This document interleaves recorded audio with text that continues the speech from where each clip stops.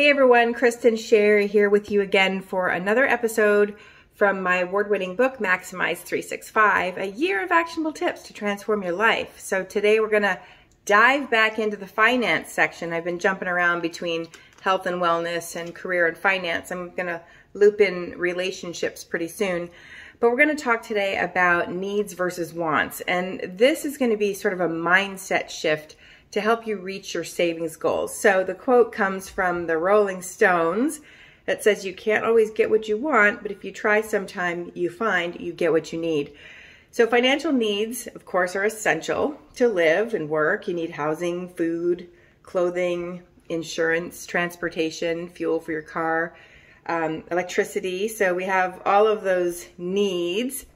And then your wants are typically including things like a gym membership, because technically speaking, you could work out at home.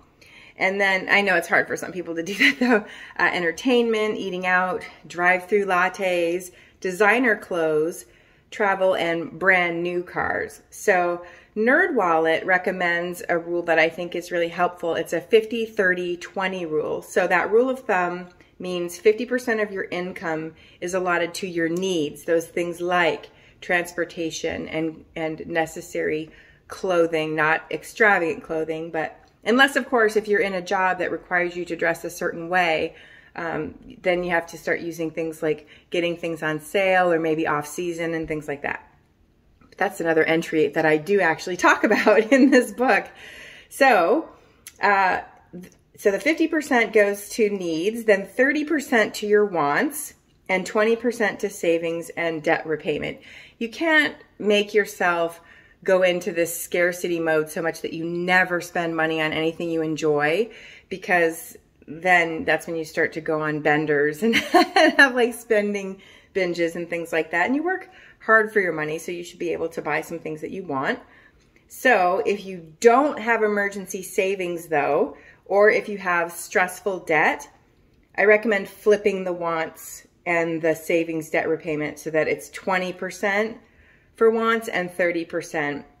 Because if you're in that constant stress of debt and you don't have an emergency fund and you have emergencies, that can keep you in a really bad place. So you want to flip it temporarily, and then once you have, say, $1,000 in an emergency fund, which I have an emergency fund video if you want to go back and watch that in the finance playlist.